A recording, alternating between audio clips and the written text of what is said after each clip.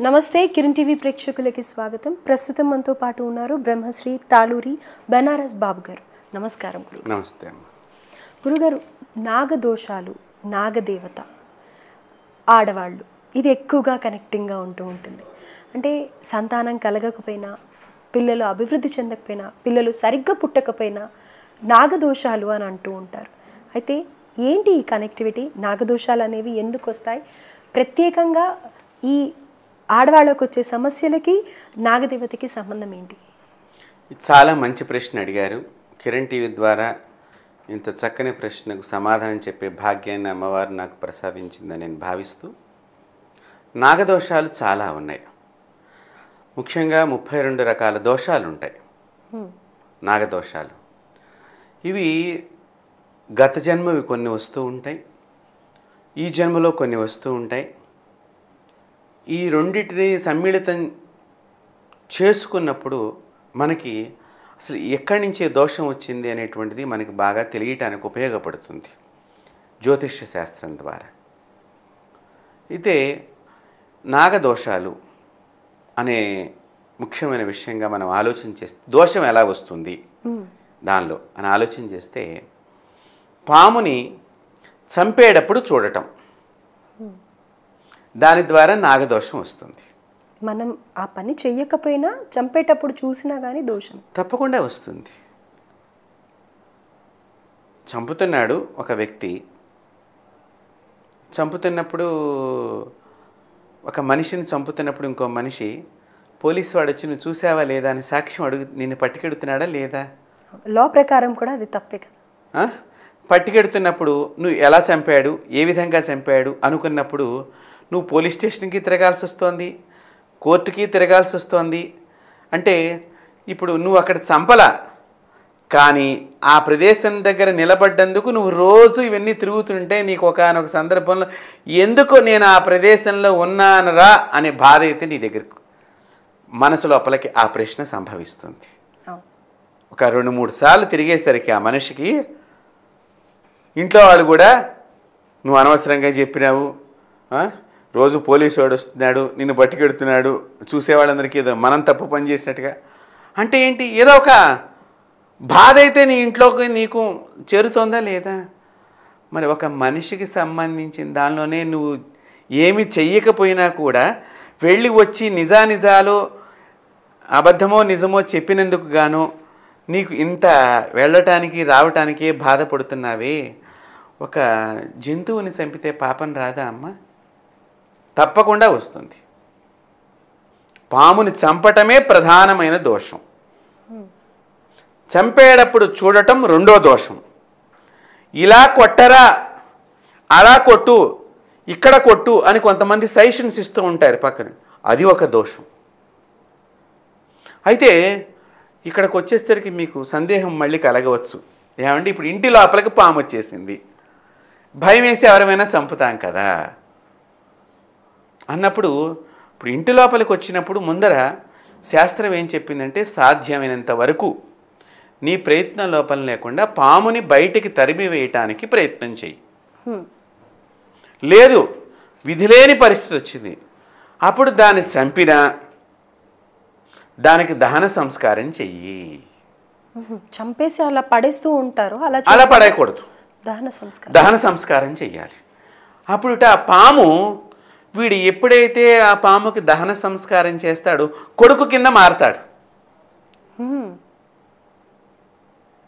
అంటే ఏంటి, నా ఉత్తర క్రియలు, నేను చనిపోయిన తర్వాత జరపాల్సిన ఉత్తర క్రియలని వీడు బాధ్యత తీసుకుని చేసి నాకు మరుజన్మకు అవకాశం కల్పిస్తున్నాడు, కాబట్టి వీడికి నేను దోషం లేకుండా చేస్తాను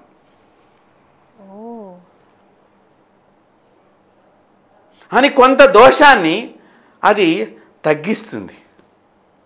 తర్వాత ఈ చంపినటువంటి దానికి నువ్వు పండితుల దగ్గరికి వెళ్ళి, ఏమండి నేను ఇలా పాముని విధిలేని పరిస్థితుల్లో చంపాల్సి వచ్చింది, దానికి ఏదైనా ప్రాయశ్చిత్తం చెప్పండి, నేను ఇలా చేశాను, ఇంకా ఏమైనా చెయ్యాలా అని అడిగినప్పుడు, ఇది నాగపూజనో నాగబింబ దానాన్నో ఏదో వారు చెప్పిన దాన్ని మీరు పాటిస్తే పూర్తిగా దోషం తొలగిపోతుంది. అది రెండవది, చచ్చిపోయిన పాముని దాటటం. చచ్చిపోయిన పాముని దాటినా కూడా మరి శవాన్ని దాటటమే కదా. ఆ, చనిపోయిన పాము అంటే శవం, మనకి శవాన్ని దాటటం అది ఒక దోషం. అలాగే ముఖ్యంగా స్త్రీలకు వచ్చేసరికి అసలు ఈ నాగదోషం అనేటువంటి దానికి ఎందుకు వస్తుంది, ఇది సంతానం మీదే ఎందుకు ఉంటుంది అని ఆలోచన చేసినట్లయితే ప్రతి మనిషికి, అది స్త్రీ కానివ్వండి పురుషుడు కానివ్వండి, వెన్నుపాము అని అంటాం. అవును.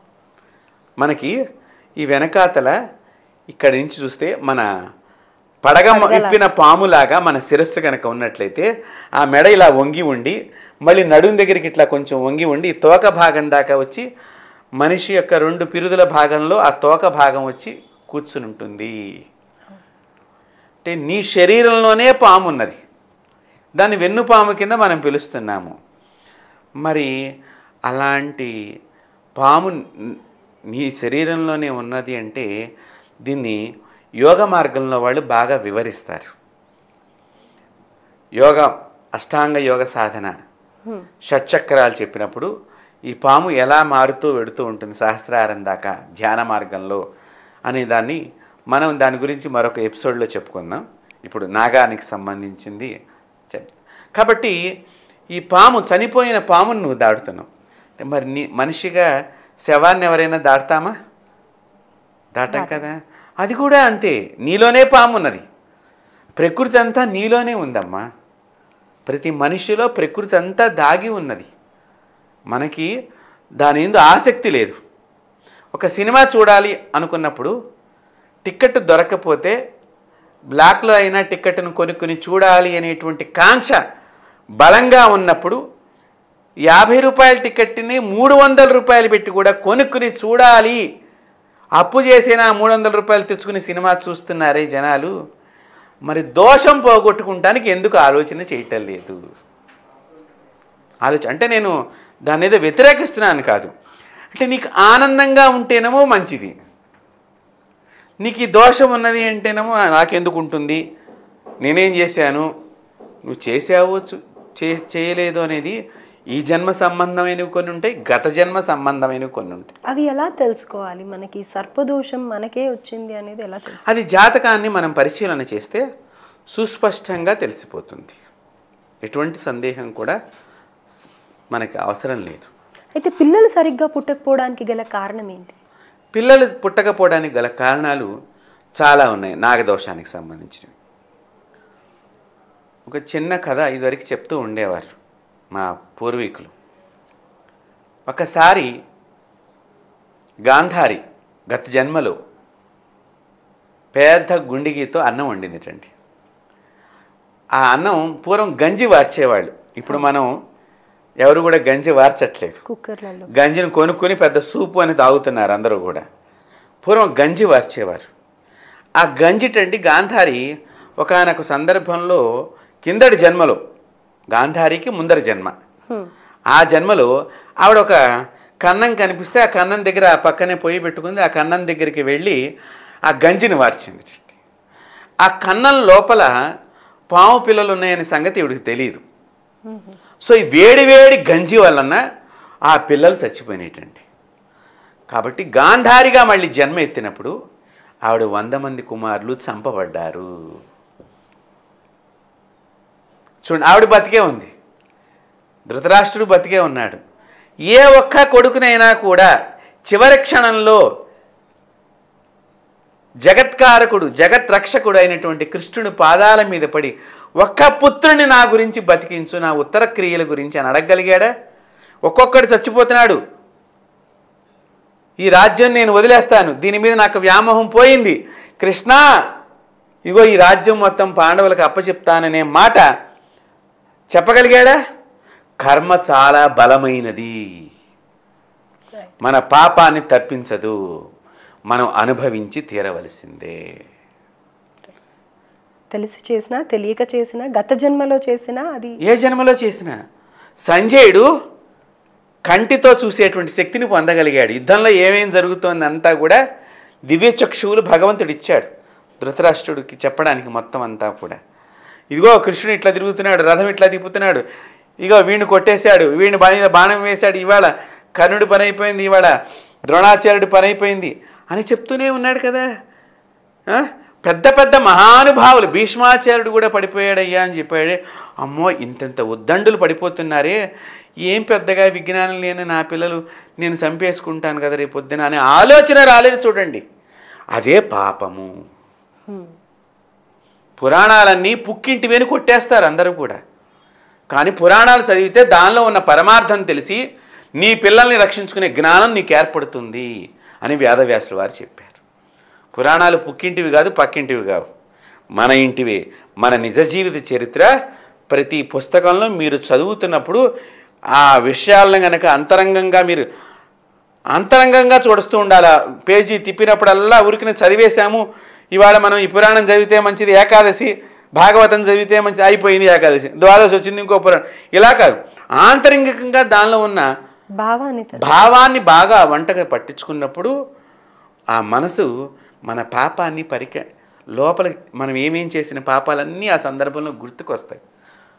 ఆ గుర్తుకొచ్చినప్పుడు ప్రాయశ్చిత్తం కూడా చదివే పుస్తకంలో మనకు కనిపిస్తుంది, తక్షణం కనిపిస్తుంది. నీవు మారాలి అనుకున్నప్పుడు దానిలో నీ కంటికి తప్పకుండా నీ దోషానికి మార్గం కనిపిస్తుంది. అది పురాణం యొక్క గొప్పతనం. అందుకనే ఇప్పుడు ప్రవచనకారులు ప్రవచనం చెప్తున్నప్పుడు ఎందుకు ఇంతమంది ఆకర్షితులు అవుతున్నారు చెప్పండి? ఒక సెలబ్రిటీలాగా ప్రవచనకారులు కూడా మారుతున్నారంటే ఇంతమంది ఆకర్షణ ఎందుకు కలుగుతోంది? దానిలో అంతరార్థాన్ని వాళ్ళు విపులీకరిస్తున్నారు. మీ పాపాలకి ఈ విధంగా దోషాలు, ఈ విధంగా లాభాలు, మీరు చేసుకున్న మంచి కర్మలను బట్టి లాభము, చెడు కర్మను బట్టి పాపము అని చెప్పి దీనికి ఇలా పోగొట్టుకుంటే మీకు మంచి కలుగుతుంది అని చెప్పబట్టే ఇంతమంది ఆకర్షణ. నిజం కాకపోతే ఎందుకు వస్తారండి మా అందరి దగ్గరికి కూడా? దానిలో యథార్థం ఉన్నది. అయితే ఇక్కడ ఆడవాళ్ళకి పిల్లలు పుట్టకపోవడానికి గల సంబంధం ఒక్కసారి అదే ఇప్పుడు ఈ గాంధారి చెప్పాను కదా, ఈ పాము పిల్లలన్నీ చచ్చిపోవటం మూలకంగా ఈవిడికి పిల్లలే పుట్టలేదు.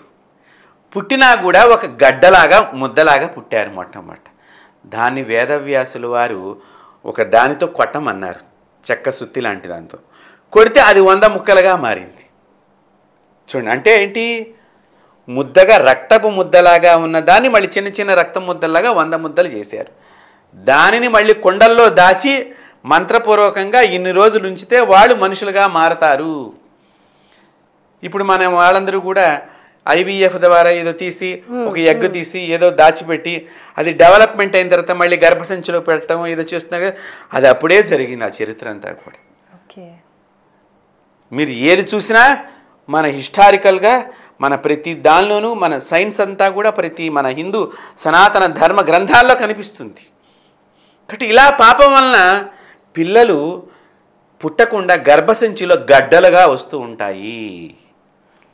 దోషం వలన ఆ జీవి శపిస్తుంది.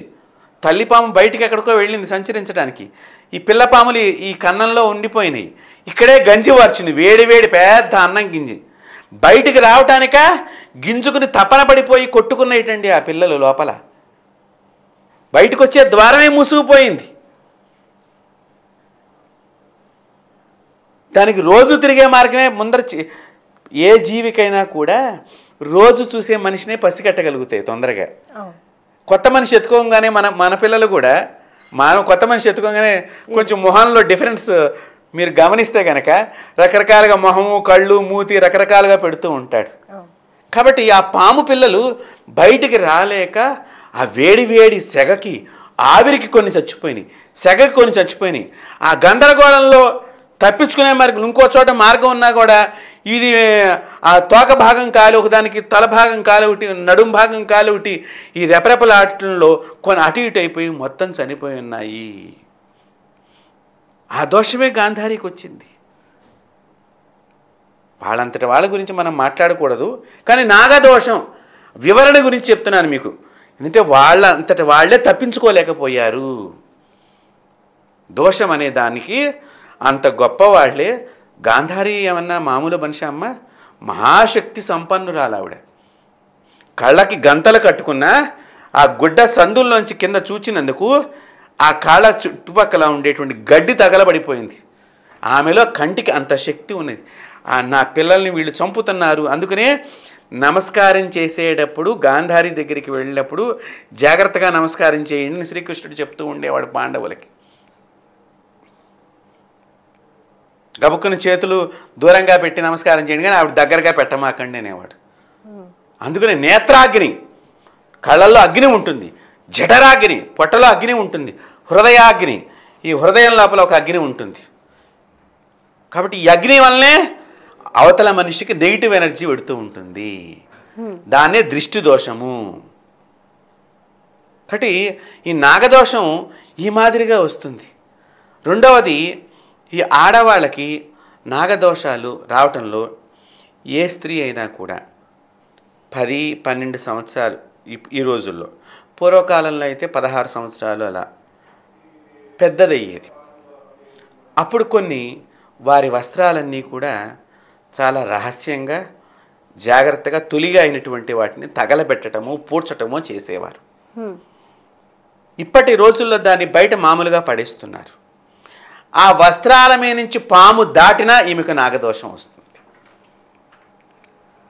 మైలు వస్త్రం మీద నుంచి పాము వెళ్ళకూడదు. పాముకు మైలు తగిలినా కూడా మన వలన ఎవరైతే తగిలిందో వారికి దోషం వస్తుంది, శపిస్తాయి. కాబట్టి ఇలాగా ఆడవాళ్ళకి పిల్లలు పుట్టకపోవడానికి గల కారణంలో ఇది ప్రథమంగా చెప్పాలి మనం. ఎందుకంటే ప్రథమ రజస్వలాద్ సంబంధించినటువంటి కొన్ని మనం టీవీ ముఖత ఇవి ఎక్కువగా మాట్లాడకూడదు కాబట్టి స్త్రీ యొక్క రహస్యమైన విషయాన్ని, అవి ఆ వస్త్రాల్ని ఎప్పుడైతే పాము దాటుతుందో లేదా వీళ్ళు విసిరేటప్పుడు పాము మీద నుంచి ఇసురుతారో, ఇక్కడ రెండు బాగా గమనించుకోండి. వస్త్రం ఇక్కడ ఉన్నది, పాము ఇలా వెళ్ళటం ఒకటి, లేదు పాము ఇలా పెడుతోంది, వీడు వస్త్రం ఇలా ఇస్తురుతున్నాడు. అప్పుడు కానీ ఈ పాము యొక్క మైలు తగలటం మూలకంగా ఈ పాము శపిస్తుంది ఈ మనిషి. తద్వారా నాగదోషం వస్తుంది. ఎలా వస్తుంది సైంటిఫిక్గా మాకు కావాలండి అని మీరు అడగవచ్చు. ఏమండి, సిరంజులు ఉన్నాయి, ఒకళ్ళకి వాడిని పక్కన వెంటనే తగలబెట్టే ప్రక్రియ ఈ మధ్యకాలంలో ఎక్కువగా వచ్చింది. ఇదివరకు ఒకటే సిరంజిని అందరికీ వాడాం. మా చిన్నప్పుడు కూడా మేము చేయించుకున్నప్పుడు కూడా ఆ సిరంజిని ఏదో వేడి నీళ్ళలో ఇలా కడిగేవారు డాక్టరు. అప్పుడు గాజు సంబంధించినటువంటి గొట్టం ఉండేది, దాన్నే గుచ్చేవారు. తర్వాత కాలంలో ఏమైంది, పాపాలు ప్రపంచంలో పెరుగుతూ వచ్చినప్పుడు మనిషి రక్తం వీరి నుంచి వారికి వెళ్ళినప్పుడు రోగము సంభవిస్తోంది. సో ఆ సిరంజిని అక్కడతో కాల్చివేయాలి, ఒకరిది ఇంకొకరికి వాడరాదు. మీకు అర్థమైందా? ఇప్పుడు ఏమైంది, అదే ఇక్కడ కూడా జరుగుతోంది కదా. కాబట్టి ఎలా వస్తుందంటే మనం పరిశోధన చేస్తే దాని గురించి, ఆ శాస్త్రం గురించి నువ్వు నమ్మకంతో, విశ్వాసంతో, శ్రద్ధతో ముందర అత్యంత భక్తి భావనతో తెలుసుకునే ప్రయోగం చేయాలి. ఎవరైతే భక్తి భావనతో తెలుసుకునే ప్రయత్నం చేస్తారో వేదం వాళ్ళకి నింద వేయదు, శాపాన్ని ఇవ్వదు. కించపరిచే విధానంగా మాట్లాడితే మాత్రం వాళ్ళకి పాపం వస్తుంది. అయితే ఈ దోషాల్ని ఎలా నివారణ చేసుకోవాలంట? దోషాన్ని మనం వారికి ఏ విధమైనటువంటి దోషం ఉన్నది, ఈ నాగదోషాలు గర్భము రాకపోవటానికి రకరకాల దోషాలు ఉన్నాయి. ఒకటి, ఫెలోపియన్ ట్యూబ్లోనే గర్భం వస్తుంది. మీరు డాక్టర్స్ని అడిగితే చెప్తారు. ఈ ఫెలోపియన్ ట్యూబ్స్ అంటే ఏంటి, వెళ్ళవలసినటువంటి కణజాలం పూర్తిగా వెళ్ళక, గర్భసంచిలోకి వెళ్ళక మధ్యలో ఆగిపోవటం, అక్కడనే గర్భం రావటం. సో అప్పుడు ఫెలోపియన్ ట్యూబ్ని కట్ చేసేస్తారు, మనిషి ప్రాణం పోతుంది. లేకపోతే ఇన్ఫెక్షన్ ఎక్కువైపోయి మొత్తం గర్భసంచి అంతా డ్యామేజ్ అయిపోతుందని. అందుకని కొంతమంది ఆడవాళ్ళకి వన్ సైడ్ మాత్రమే ఫెలోపియన్ ట్యూబ్ ఉంటుంది. అలాంటి వాళ్ళకి నాగదోషం ఉన్నట్లు లెక్క. ఓకే, అది కూడా నాగదోషంలో భాగమే. ఈ ఒక్క సైడ్ 2 ఫెలోపియన్ ట్యూబ్స్ ఉంటేనే సరిగ్గా గర్భం రావట్లేదు. ఈ ఉన్నదానిలో ఒక గొట్టం అంటే వెళ్ళే మార్గమే పోయింది. మీరు చూడండి, పాములు ఇక్కడ కన్నం కనిపిస్తుంది, మళ్ళీ ఇంకో చోట కన్నం ఉంటుంది, ఈ మధ్యలోదంతా ఫెలోపియన్ ట్యూబే. మీరు బాగా గుర్తుపెట్టుకోండి. కాబట్టి ఇలాగ మన శరీరంలో అంతా కూడా దైవం అమ్మ ఈ శరీరాన్ని ఎంత గొప్పగా నిర్మించాడంటే, ఎన్ని రకాల కెమికల్ ట్యాబ్లెట్స్ మన శరీరానికి పడుతున్నాయి ఈ రోజుల్లో. ఒక జ్వరం వస్తే తగ్గకపోతే ఎన్ని రకాలైనటువంటి యాంటీబయాటిక్స్కి తిన్నా కూడా ఈ శరీరం ఇంకా బలంగా ఉంది అంటే భగవంతుడు శరీర నిర్మాణం ఎంత బాగా చేశాడు. ఆ అంతటి బాగా చేసిన శరీరాన్ని నీవు ఎన్ని రకాలైనటువంటి ఆహారంలో కెమికల్స్, నీళ్ళల్లో కెమికల్స్, తినేటువంటి రకరకాలైనటువంటి పదార్థాల్లో కెమికల్స్, మందుల ద్వారా కెమికల్స్ ఇన్ని పుచ్చుకున్నా కూడా ఈ శరీరం ఇంకా నిలబడి ఉన్నది అంటే ఎవరి వలన నిలబడి ఉన్నది చెప్పండి? ఇది కదా భగవంతుడి మహత్యం. భగవంతుడు లేడంటే మీరు ఎట్లాగా? ఇన్ని నువ్వు వేసుకున్నా కూడా నీకు చావు రాలేదు, ఇంకా బతికే ఉన్నావు. అదే భగవంతుడు నిన్ను కాపాడుతున్నట్టు. కాబట్టి ఈ నాగదోషాలు ఈ విధంగా ఫెలోపిన్ పాడైపోవటం ఒకటి. రెండోది, గర్భసంచిలో చిన్న వయసులోనే లోపల బబుల్స్గా ఒక ప్రక్రియ చెప్తారు. సిస్టులు అంటారు దాన్ని, లేకపోతే గడ్డలు అంటారు తెలుగులో. సిస్టులు వచ్చేసి గర్భాన్ని రానివ్వవు. ఇవి మొత్తం అంతా కూడా ఒక మనము లోపలంతా కూడా ఒక ధాన్యం వేసి మూట కట్టినట్టుగా కనిపిస్తూ ఉంటుంది ఆ గర్భసంచి. దాన్ని వాళ్ళు ఒక చిన్నని బ్లేడ్ తీసుకుని లోపల సిస్టులన్నీ కొయ్యటము, ఏదో దాన్ని కరిగిపోవడం, చిన్నగా ఉంటే మందుతో కరిగించటము, ఏదో ఒకటి ఉంటే మందుతో పెద్ద ప్రమాదం కాదమ్మా అని చెప్పడము, ఇవన్నీ చేస్తుంటారు. బట్ కడుపు అయితే రావటం లేదు కదా. సో ఈ మాదిరిగా ఆడవాళ్ళకి కడుపు రాకపోవటంలో ఈ యొక్క గడ్డలు రావటం కూడా నాగదోషం. రెండవది, చాలామందికి ఎబార్షన్లు అయిపోతూ ఉంటాయి. కడుపు వస్తుంది కానీ నిలవదు, పగిలిపోతూ ఉంటుంది. కుండ చేస్తూ ఉంటాడు కొత్త కుండ, కానీ కుండ పూర్తి కాకముందే కుండ పగిలిపోతూ ఉంటుంది. అందువలన ఇది ఒక రకమైనటువంటి నాగదోషం. అంటే ఎబార్షన్స్ అయిపోవటం అనేటువంటిది ఒక రకమైన నాగదోషం. రెండవ నాగదోషం, పుట్టి చచ్చిపోతూ ఉంటారు, అది కూడా ఒక రకమైనటువంటి నాగదోషం. అంటే అందరికీ ఇవి వర్తిస్తాయా అంటే వారి వారి జాతకంలో మనం పరిశీలన చేస్తే, అంటే నేను మీకు హెడ్లైన్స్ లాగా నాగదోష విషయాలు చెప్తున్నాను. ఇది తర్వాత అస్సలు పుట్టకుండా ఉండటం, డాక్టర్ రిపోర్ట్స్లో అన్నీ బాగుంటాయి, అంటే తీవ్రమైనటువంటి నాగదోషం ఉండటం. ఈ నాగదోషాలు పిల్లలు పుట్టకడానికే కాదు, భార్యాభర్తల అన్యోన్య దాంపత్యం మీద కూడా పడతాయి. ఇప్పుడు చూడండి, పిల్లలు పుట్టలేదనుకోండి, పాపం ఆడదానికేమో ఒక వ్యధ ఉంటుంది. అయ్యో నేను ఇంకా తల్లి కాలేకపోయాను, నేను ఎప్పుడు అమ్మనవుతాను అని గుడికి వెళ్ళు, అక్కడ ఉండేటువంటి గుడిలో అప్పల అర్చకుడినో ఏ సిద్ధాంతం దగ్గరికి వెళ్ళి పాపం ఎప్పుడు అమ్మ అవుదామా అనే ఆలోచనతో బాధపడుతుంది. నాగదేవత పూజలు కూడా ఎక్కువగా చేస్తూ ఉంటారు. కానీ మగవాడికి అలా ఉండదు. నేను కరెక్టు, నీలోనే లోపం ఉంది అని ఎక్కువగా మాట్లాడుతూ ఉంటారు. అహం, దోషము, పాపము మనిషి లోపల అహాన్ని పెంచుతాయి. నేను రెండో పెళ్లి చేసుకుంటాను, నీకు పిల్లలు కలగలేదు కాబట్టి.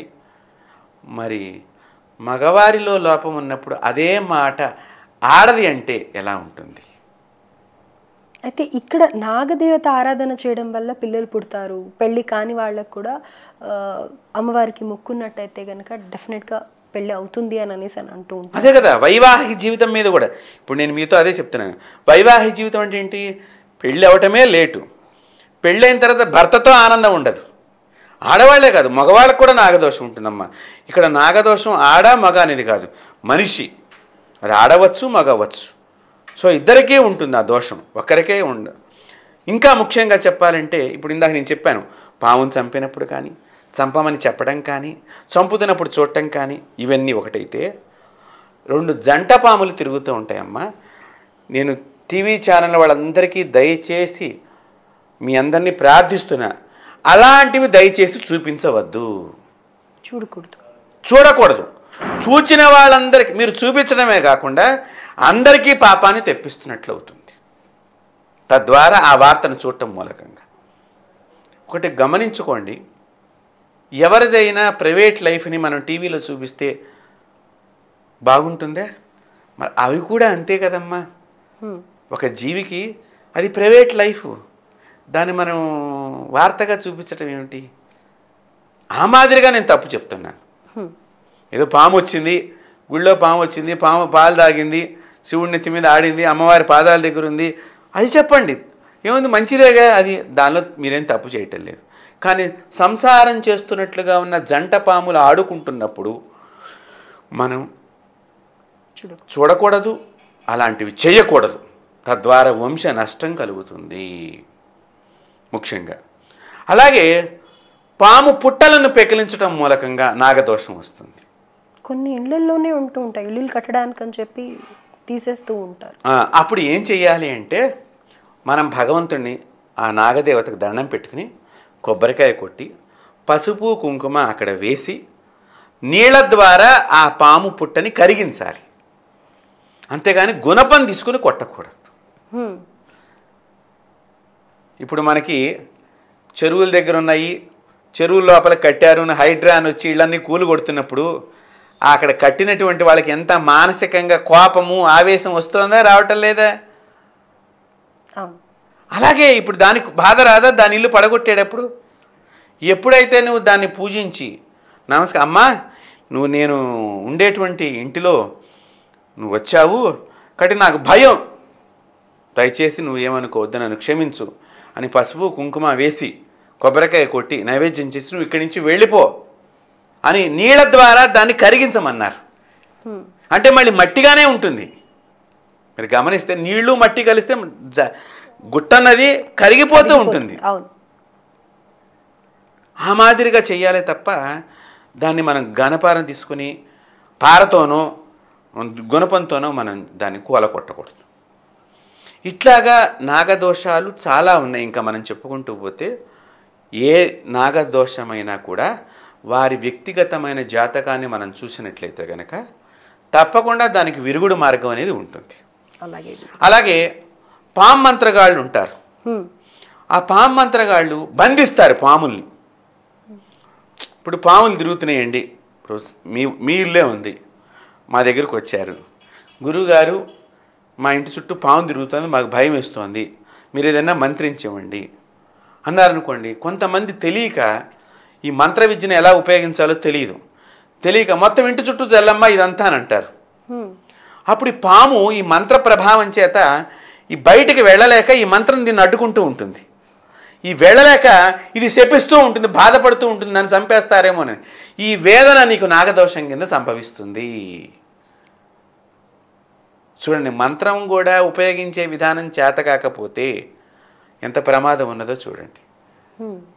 కాబట్టి నాగదోషాలు అనేక రకాలైనటువంటివి చాలా ఉన్నాయి. దానిలో మనం ఈరోజు మీరు చక్కగా కిరణ్ టీవీ ప్రేక్షకులకి ఇది చాలా మంచి సబ్జెక్ట్ కూడా. అలాగే గురుగారు, కొన్ని అయితే నివృత్తి చేశారు, ఇంకొన్ని పూర్తిగా ఇంకా తెలియాలి అంటే కనుక పర్సనల్ హారోస్కోప్ చూసినట్టయితే కనుక వాళ్ళకి ఎలాంటి దోషాలు ఉన్నాయి అనేది తెలుస్తాయి. అవును అవును. ఇప్పుడు మా దేవస్థానంలో మేము నాగదేవతను ప్రతిష్ఠ చేసాం. ప్రతిష్ఠ చేసినప్పుడు మాకు బాబు పుట్టడం జరిగింది. బాబు పుట్టిన తర్వాత నామకరణం చేస్తున్నాం. నామకరణం చేస్తుంటే దగ్గరగా ఒక 7-8 అడుగుల నల్లని నాగత్రాసు వచ్చింది మా గుడి లోపలికి. కరెక్ట్గా మేము ఎక్కడైతే విగ్రహాన్ని ప్రతిష్ఠ చేశామో ఆ విగ్రహం పైన అది ఇట్లా తచ్చిట్లాడుతూ మా ఇంటి వైపు చూస్తున్నది. ఎవరో పాము వచ్చింది, వచ్చిన చుట్టాలందరూ కూడా పాము వచ్చింది అంటే మీరు ఎవరు ఏమనమాకండి, అది వచ్చినది అంటే ఏదో మనకి దానికి సంబంధం ఉన్నది. ఇంకా పేరు రాయలేదు. అప్పుడు వెంటనే మా పిల్లవాడి పేరులో నాగా అని రాయంగానే అది అక్కడి నుంచి దిగిపోయి వెళ్ళిపోయింది, మళ్ళీ ఇంతవరకు కనిపించలేదు. అంటే భగవంతుడు మనకు ఆశీర్వచనము ఇదో ఇస్తాడు. అదేనండి, మనం ప్రకృతిని పూజించాలి. హిందువుల పూజలన్నీ కూడా ఒక రాయికి పూజ, పుట్టకు పూజ, చెట్టుకు పూజ, నీళ్ళకు పూజ, ప్రతి దానికి మనం పూజ చేస్తాం. అంటే ఏంటి, మీలో ఒక శక్తి ఉందని నేను అంగీకరిస్తున్నా. ప్రతి దానిలోనూ ఒక శక్తి ఉంది, నమస్కారం చేస్తున్నాను. అది సనాతన ధర్మం యొక్క గొప్పతనం. కాబట్టి ఎవరైనా సరే నాగదోషం ఉన్నది అంటే కనుక వారికి ఇట్లాంటి సమస్యలు ఉన్నా, పిల్లల మాట వినకపోవటము, తర్వాత వైధవ్యం రావటం కూడా ఒక నాగదోషమే. తొందరగా భర్త చనిపోయినా, భార్య చనిపోయినా, డైవర్స్ అవ్వటానికి కూడా నాగదోషం, దూరం అవటానికి, ఇవన్నీ కూడా నాగదోషాల కింద వస్తూ ఉంటాయి. ఇప్పుడు సహజీవనం అని చేస్తున్నారు చూసారా, ఇది కూడా నాగదోషంలో ఒక భాగమే. అంటే ఎక్కువ మంది ఫెయిల్యూర్ అయిందనుకోండి సహజీవనం, మళ్ళీ ఇంకొక జీవితం మనం సంసారం చేయాల్సిందేగా మళ్ళీ వివాహం అయితే. అంటే ఏంటి, అదే వైవాహిక జీవితం మీద దెబ్బ పడుతుంది నాగదోషం అని ఇందాక మీకు చెప్పాను నేను. సో ఆ మాదిరిగా ఆ నాగదోషం క్యారెక్టర్ని కూడా దెబ్బ కొడుతుంది, మగవాళ్ళకైనా ఆడవాళ్ళకైనా కూడా. దానికి అందుకనే నాగుపాము పగ 12 ఏళ్ళు దాకా ఉంటుందమ్మా. అంత తీవ్రమైనటువంటిది నాగదోషం. అయితే ఈ దోషాలన్నీ నివారణ చేసుకోవడానికి కుకీకి వెళ్తూ ఉంటాము, ఇంకా కొన్ని ప్రదేశాలు ఉన్నాయి కదా, అక్కడ చేసుకోవడం వల్ల పూర్తిగా ఈ దోషాల నుంచి బయటికి రావచ్చు అంటారు. నాగక్షేత్రాలు దివ్యమైనటువంటి క్షేత్రాలు మనకి భగవంతుడు మన భారతదేశంలో చాలా దివ్యమైన క్షేత్రాలు ఇచ్చాడు. కుకే సుబ్రహ్మణ్య స్వామి కానివ్వండి, పళని కానివ్వండి, ఇలాంటివి దివ్యమైన క్షేత్రాలు ఇచ్చాడు. కొన్ని మనకి ఆంధ్రప్రదేశ్లో కూడా, మనకి కృష్ణా జిల్లాలో కూడా క్షేత్రం ఉన్నది, స్వామివారిది దివ్యక్షేత్రము. ఇలా కొన్ని నాగుల చోట ప్రసిద్ధకరమైనటువంటి నాగక్షేత్రాలు ఉన్నాయి. ఆ పుట్టే దేవతగా పూజలు జరుగుతూ ఉంటుంది. ఇలాంటి క్షేత్రాలు ఆంధ్రప్రదేశ్లో చాలా ఉన్నాయి. ఈ నాగదోషం ఉన్నవారిని పొట్లకాయ తినద్దు అని చెప్తారు. ఈ పాములాగా ఉంటుంది, ఈ పొట్లకాయ అంతా కూడా పాములాగా ఉంటుందని నాగమంత్ర ఉపదేశం తీసుకున్న వాళ్ళు కూడా పొట్లకాయని తినరు, అది పాముగా ఉంటుంది అని చెప్పేసి. అంటే చూడండి ప్రకృతి ఎలా మనకి సూచన తెలియజేస్తుందో. కాబట్టి ఇట్లాంటి నాగదోషం ఏమైనా ఉంటే వారి పర్సనల్గా వారి జాతకంలో కానీ, లేదా వారు మనకి చెప్పినటువంటి కొన్ని మనం అడిగిన క్వశ్చన్స్కి వారు చెప్పిన సమాధానాన్ని బట్టి దోషం ఉన్నది. అంటే అందరికీ జాతక చక్రాలు ఉండవు కదమ్మా. పూర్వం కొంతమంది, ఇప్పుడంటే అందరం కూడా నోట్ చేసుకుంటున్నాం. మనం మంచి ముహూర్తంలో కావాలని మరీ అడిగి కూడా కొంతమంది డెలివరీలు చేయించుకుంటున్నారట. ఇప్పుడంటే రాసుకుంటున్నారు సమయం అవన్నీ కూడా. పూర్వకాలంలో అలా ఉండేది కాదు. కాబట్టి వారి మనం ప్రశ్నలు అడిగిన దాన్ని బట్టి, వారు ఇచ్చే సమాధానాన్ని బట్టి నాగదోషం వారికి ఉన్నదా లేదా అని కూడా మనం చెప్పవచ్చు. దానికి పరిహారం కనుక చేసుకున్నట్లయితే నివృత్తి ద్వారా వారికి మరింత మంచి భవిష్యత్తును పొందుతారు. అలాగే. స్వస్తి.